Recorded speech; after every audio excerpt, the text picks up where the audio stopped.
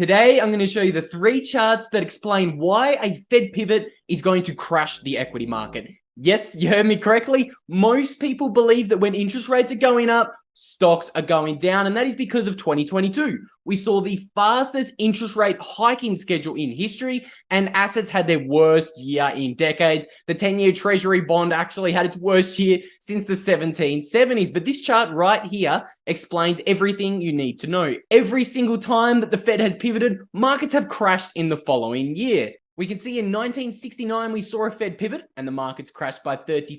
In 1973, the Fed pivoted and guess what? Markets crashed by 48%. In 1981, it happened again. The Fed pivoted and markets crashed by 27% in the following year. I know a lot of you guys might be a little bit confused right now. We're going to explain why this phenomena continues to happen at the end of today's video, but I want to first look at the second chart I want to show you guys to analyze the more recent Fed pivots in a little bit more detail. So I've found this really cool little website. You can see here in the red bars, that is interest rates, and in the blue, that is the S&P 500. And I want to zoom in here to the last 10 years of data, okay, to kind of analyze what has happened in the markets. And having a look here in 2007, we can see the federal funds rate was dropped from 5.2% to 4.9%. And guess what that meant? That was the beginning of the Fed pivot, and equity markets absolutely crashed between 2007 and 2008, defying all perceived logic, okay? Most people believe that the Fed pivot is going to pump markets, but this is not the case. Interest rates were even smashed all the way to zero in 2007, and this began the ZIRP era. That is the zero interest rate policy era, and this was a new era of central banking. And we can see that after phase 2 of the Fed pivot, that equity markets finally put in a bottom in 2008 and actually rallied. We're going to explain what phase 2 is at the end of the video, but I want to look at the last Fed pivot. That was in 2019. We can see here that rates were dropped from around 2.4% to 0% between mid-2019 and early 2020. And we all remember in 2020, we saw the fastest stock market crash in history. The S&P 500 crashed by 35% in only 3 weeks, which was an even faster crash than what we saw in the 1929 Great Depression stock market crash. Why did markets bottom in March of 2020? What brought relief to the equity market pain? Of course, that is phase 2 of the Fed pivot, which of course is money printing. The central banks have 2 tools to control liquidity in the markets. The first being interest rates, the second being adding liquidity or withdrawing liquidity into and out of the system. So every single time that the Fed believes we're about to enter a recession or a slowdown, what they will do is they will begin cutting interest rates to try to stimulate people to go out there and borrow more debt because those interest rates are lower. And when that doesn't work and when the markets continue to crash, the Fed falls back to its second monetary policy tool, the more sharper tool, in my opinion, and that is just injecting capital straight into the markets. And we can see here that whenever the Fed begins to inject liquidity into the markets, markets typically rally and they are typically pumped up, okay? So most people will say, when should I buy, Luke? Should I wait for stage 1 or stage 2 of the Fed pivot? In this video, we've shown with historical data that the best time to buy is actually when the Fed begins to inject liquidity into the market, okay? That is stage 2 of the Fed pivot. You should not be buying anything when the Fed begins stage 1 of its pivot, which is actually cutting interest rates, okay? Typically, stocks crash after then, but they find a bottom after the Fed begins to print new money and put that into the system. But things could be a little bit different this time because right now, the Fed is pumping liquidity into the system while at the same time still raising interest rates, okay?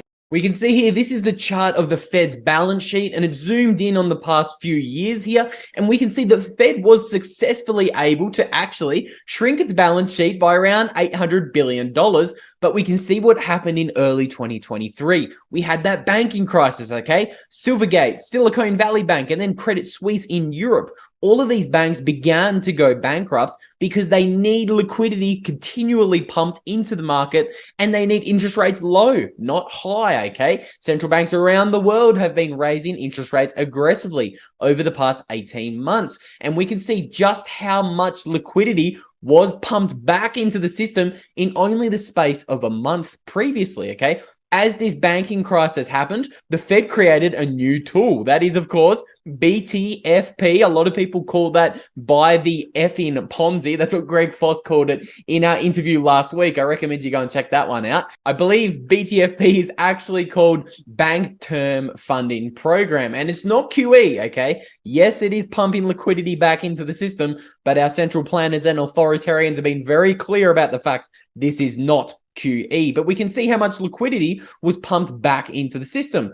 Around $500 billion was thrown back into the system in only a month's time, almost reversing a whole year's worth of quantitative tightening, just showing just how quickly a pivot could come and just how quickly the Fed can undo all of its great work with, trying to normalize its enormous balance sheet.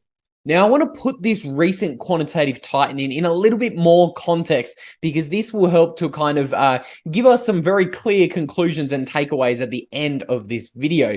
We can see here over the past 12 months, central banks around the world have been aggressively fighting inflation. And just look at how big this dip is in the Fed's balance sheet, okay? They were able to shrink their balance sheet an enormous 7%.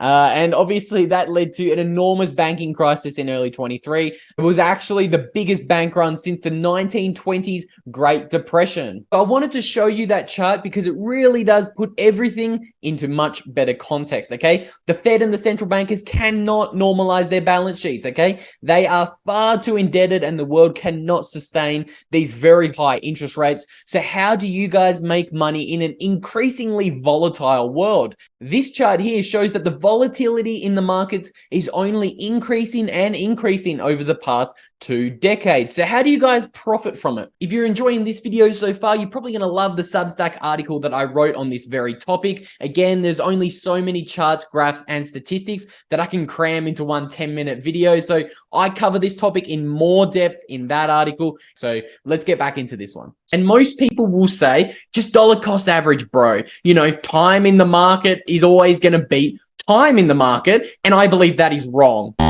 Yes, you heard me correctly. I think both of those sayings are absolutely useless. And that is because if you spent time in the market over the past 20 years, you have lost money.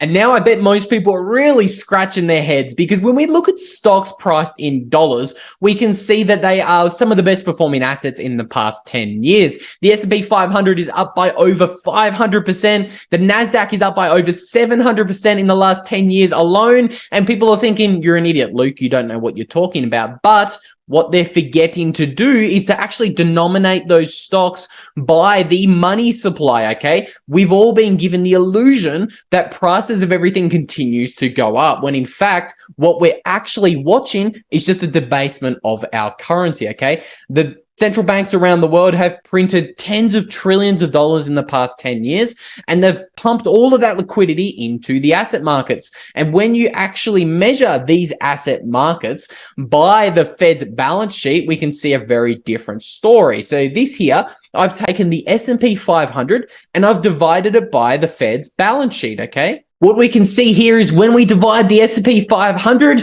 by the Fed's balance sheet, the S&P is actually down by over 70% since 2008. And yes, they are the 500 best companies in the world, but most people might be thinking, what about the NASDAQ? The NASDAQ's performed even better, and I've made heaps of money off the NASDAQ. Well, similar story, my friends. We can see here that the NASDAQ is actually down by over 40% since 2008. And some people might still be scratching their heads at this stage of the video. And they might say, oh, but what about my Dow Jones is the 30 most successful companies in the United States. They're the blue chip companies of America, the most successful country in the world, but similar story. Dow Jones is down by over 75% since 2008.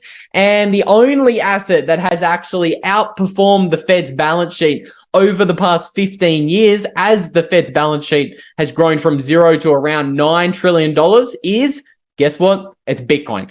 We can see here that Bitcoin is up by over 14,000% since 2015 alone. When you denominate Bitcoin in the Fed's balance sheet, that is a 140x in price since 2015. Unbelievable gains. So I think the real advice we should be telling people is not DCA into the stock market. It's actually DCA into Bitcoin, because I want to highlight a really cool tweet here from Dylan Leclerc. And he actually shows that if you began dollar cost averaging into Bitcoin at the $69,000 top in 2021, you are actually in the green today in early 2023. That is correct. Most people be really scratching their heads now thinking, hang on a minute, Bitcoin is still down by over 50% from its all-time high. If I started buying at the very top, how could I be in the positive today? And that all comes back to something called dollar cost averaging. So in this analysis that Dylan ran, what he did was he pretended to buy $10 of Bitcoin every single day since the 69,000 all-time high peak. And it shows that the average cost basis for that person who would hypothetically do that would be around $25,700 today, which means, guess what? You are in the green. If you bought Bitcoin every single day since the 2021 all-time high at 69,000, you are in the green today. And this just shows why Bitcoin is such a great asset to own and something that everybody should own at least a little piece of, because it actually decreases the Sharpe value of anyone's portfolio.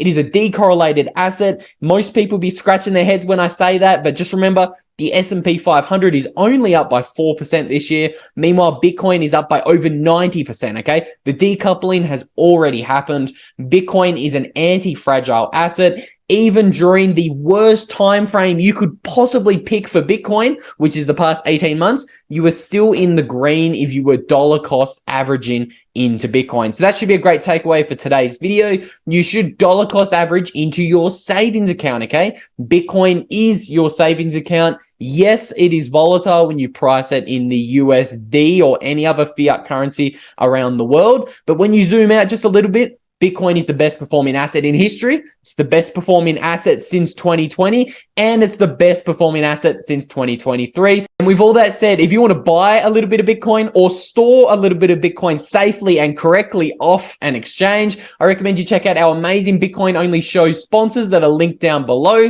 They're going to give you $10 of free Bitcoin if you sign up at Swan.